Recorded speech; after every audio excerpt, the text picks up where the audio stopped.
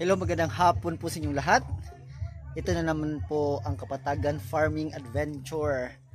At ito pong vlog na to is continuation po to sa ating ginawang vlog last week. At saka po dito po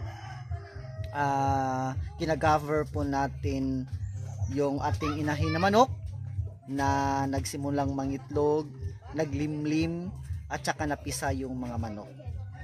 So nakita po natin doon no, na may 12 po siya na nilimliman at saka tingnan po natin kung nagiging successful ba o sad to say nagiging failure ba no yung natin yung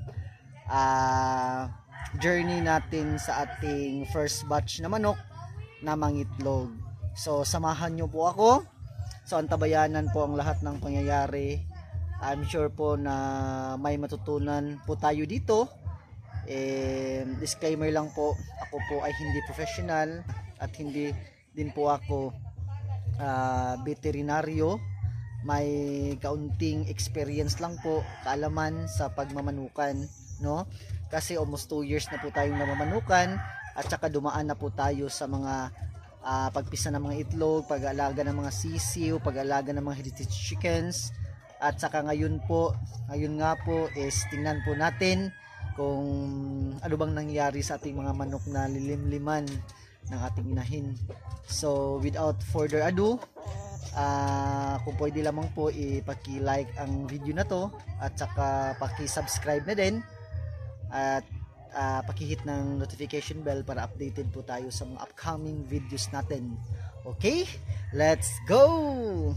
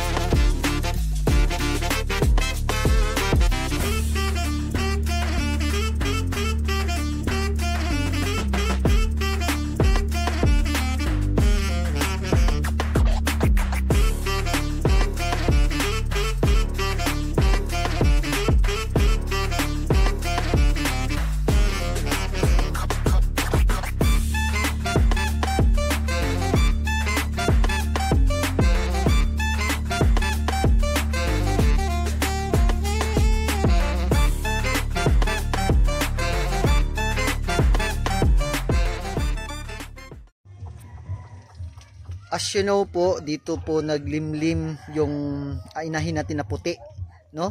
Kahapon ko po kinuha yung mga inakay niya at sinama ko na din po yung inahin sa kulungan. Doon ko po sila ilalagay hanggang 2 months po yung mga inakay natin, no? So God bless po, blessing po sa Panginoon kasi may isang itlog na naman, no? Kinabukasan po is pumatong na naman yung itong itim na to. So nagsimula po tayo na mag-journey sa ating mga manok na nangitlog. Okay, so as you can see po sa ilalim po ng manok meron po siyang parang tuyong dahon ng saging o tuyong katawan ng saging kasi po may ikinorek po tayo dito, no, sa ating pugad. So mamaya't maya lamang malalaman natin kung bakit natin nilagyan ng tuyong katawan ng saging itong pugad natin. Okay, so halina po kayo, tingnan na po natin kung ilan ba ang napisa sa ating mga itlog at saka successful nga ba o failure po yung journey natin. So andito na po tayo sa aking brooder, no? Dito ko po inalalagay pagkatapos na mamisa yung mga itlog, no? Kasama isinama po natin yung inahin para po mainitan po yung yung mga inakay natin, as well as maturuan po kung paano kumain at kung paano uminom ng tubig. Ito po, tingnan na po natin, buksan na po natin yung trangkahan. Okay, as you can see is may pagkain na po dito. Ito po patubigan nila. Kahapon ko po binili sa hapon itong pagkain nila kasi po pagkapisa po inilipat ko na dito. But yung ginawa ko is tubig muna na may asukal. Take note po, kailangan po na may asukal para vitamin po siya sa mga manok para magiging maliksi at saka malusog yung mga manok natin para po hindi sakitin. So pwede nyong pagsalitan po tubig, fresh na tubig, vitamins at saka tubig na may asukal. Yung tatlo po pagsalitan nyo lang po hanggang sa lumaki yung mga sisiw natin, no? So may ipapakita ako na vlog sa inyo kung paano tayo mag-alaga ng mga sisiw para lumaking malusog at mabilis ding lumaki. So ito po yung inahin, itong puti, no? Naninibago pa siya, no? Parang natatakot pa na hindi naman po siya nanunuka kasi kilala naman po niya ako. So yung mga inakay andito sa ilalim. Okay, so tingnan po natin. So remember, yung unang limlim niya 12 po yung itlog, at ngayon tingnan po natin kung ilan ba yung napisa. Okay, so excuse muna. Okay, ito isa. Okay.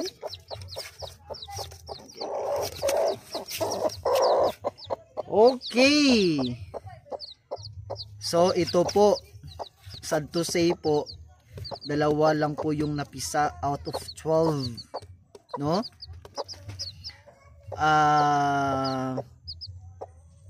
May mga factors kasi na na ating i-consider bakit po naging failure. Sad to say po, hindi ko pa masasabing successful but failure po yung naging journey natin sa sa ating pagpisa ng mga itlog.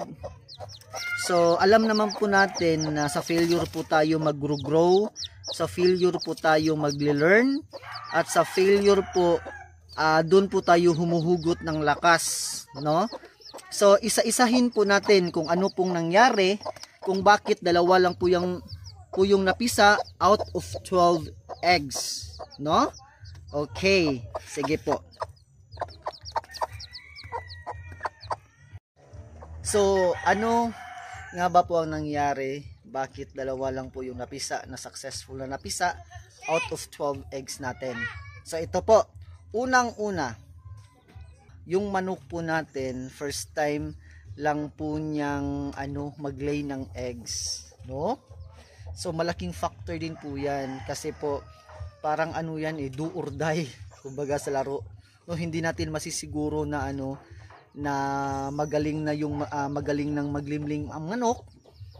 Sa nakikita natin, kung nasa 3 beses or 4 or 5 beses na pong maglimling ng manok, mas magaling na po siya, no? Mas mas sanay na po siya, mas sanay na po siyang maglimlim at saka mangitlog. At number 1 po, sa nakita po natin, yung first na mga itlog niya is maliliit, no? Actually yung lahat ng itlog niya compared po nung mga itlog ng nanay niya is maliliit po talaga yung mga itlog niya. So yan po, first time pa po niyang mangitlog, first time pa po niyang maglimlim, at first time niyang alagaan yung mga itlog niya. So yan po yung una po yung a factor na ating makonsider. So pangalawa po is ang estado ng kanyang pugad, no? At first po kasi nung inilagay ko yung pugad dito sa kulungan nila, is yung nilagay ko lang is yung tuyong dahon ng saging. Ang nangyari paisa-isa pong tinatapon ng ng inahin yung mga tuyong dahon ng saging. So ang nangyari nga, naubos yung dahon ng saging at saka po direct na po sa palanggana, nung matigas na part na plastic ng palanggana, yung mga itlog. So ang nangyari nga is halos 3-4 na araw may napipisang itlog, no? So aksidenteng napipisang itlog kasi po minsan pag patong niya sa pugad, direkta pong lumalapat yung paa niya sa itlog, pati na po sa matigas na plastic ng palanggana. So second factor po yun, no?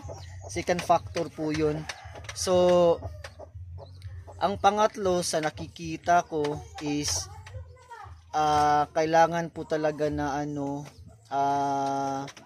ihiwalay yung mga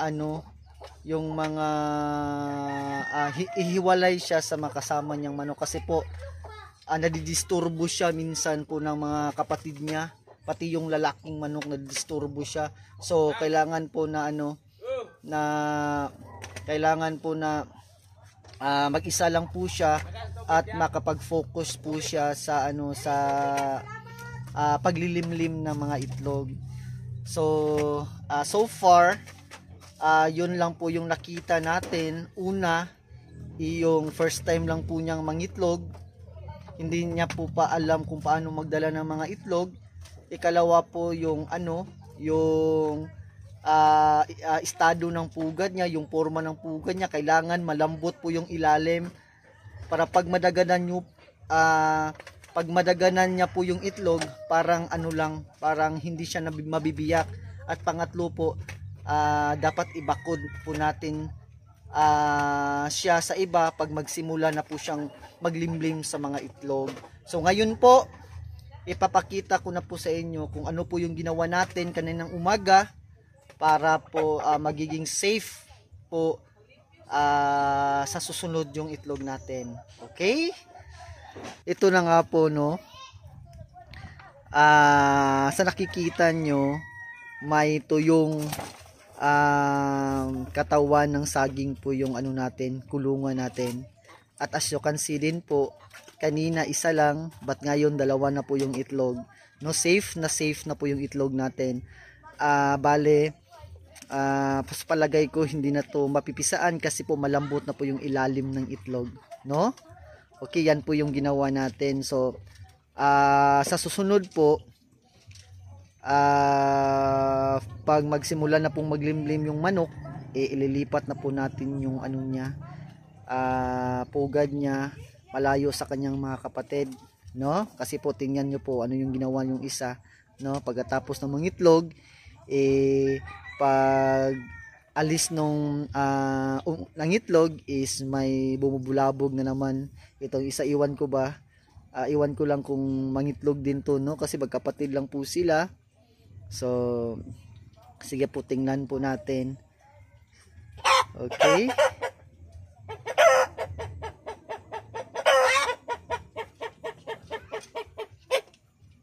okay, tingnan po uli natin yung yung dalawang inakay natin at saka yung inahin, para po ma-picture po natin ng mabuti yung kalusugan nila at saka yung nila, forma nila. Okay po. So ito po, no? Lagi pong pinapatungan ng inahin yung kanyang mga inakay, no? So as you can see din po, ang liit po ng sisiw natin compared po sa nung maliit pa tong inahin, no? Pati yung mga kapatid niya ang lalaki. So but ito po ang liliit kasi po maliit po yung itlog niya, no? Okay? But I'm sure po, kasi po pinapakain po natin ng feeds, chicks starter po, at saka vitamins din po, tubig at saka tubig na may asukal. I'm sure po within 1 month po lalaki po tong mga sisiw natin, no?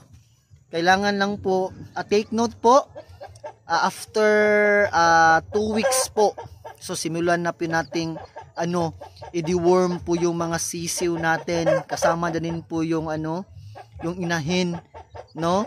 At saka another 2 weeks naman, bali 1 month, i-deworm na naman. So pwede sa sunod, pwede na po monthly na po natin, monthly na po tayong mag-deworm sa ating mga inakay. Okay, kailangan lang din po na malinis po yung kulungan natin, no? Alam naman po natin na malamig ang panahon dito sa Kapatagan, kaya po sobrang kulong po yung natin, no? Ang kulungan natin para iwas lamig sa mga manok, para po mataas yung percentage na mabuhay po yung mga manok natin. Okay, so far naman po hindi pa po ako namamatayan ng sisiw hanggang sa lumaki po sila, no? Hindi nga lang po napisa yung itlog, but so far hindi po tayo namamatayan. Okay?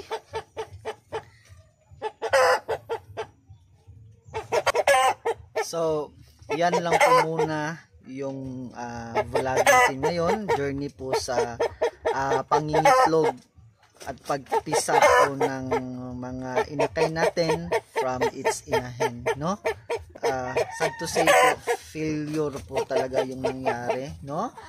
Out of 12 is 2 eggs lang po yung successful na napisa, no? But yes, hindi naman po sa lahat ng panahon is successful po yung mga natin, mga journey natin, no? Basta't ang mahalaga is may natutunan po tayo. So every time po na may failure, pipilitin po natin sa sunod is successful na po yung natin, journey natin sa pangingitlog at sa pagpisa, no? So one last thing, kailangan po na sa mga factors po na dapat po natin i-consider. Number 1 po talaga yung yung estado ng pugad po, no? Kailangan po i-make sure natin na na tamang-tama po yung plastada ng pugad, as well as kailangan po ihiwalay po natin yung inahin pag magsimula na po siyang maglimlim, para po safety po at wala pong disturbo sa niya, sa days na paglimlim niya. So after 21 days naman po, napisa yung mga itlog natin. So may dalawa pa pong natira, pipilitin po natin na mabuhay yung dalawa kahit po na maliliit lamang, but I'm sure na mabubuhay yun kasi po bibigyan po natin ng vitamins, i-deworm po natin, no? At saka alagaan po natin na mabuti kasi hands-on naman po tayo sa pag-alaga ng mga manok natin. Okay? Yan lang po muna. I hope po na may natutunan po kayo sa ating vlog natin ngayon. Okay? So, once again, disclaimer lang po. Hindi po ako veterinarian. May kunting kalaman lamang po sa pamamanukan. At saka gusto ko din pong ibahagi sa inyo kung ano po yung mga natin, knowledge natin sa pagmamanukan, especially sa pagpapalaki ng mga sisiyo. So, if nagustuhan nyo po yung video na to, huwag pong kalimutan na mag-like, mag-subscribe po sa ating channel, at saka pakihit na rin po ng notification bell para always po tayong updated sa mga videos natin. Okay, maraming salamat po sa inyong lahat. At once again, good afternoon po. God bless po sa inyong lahat.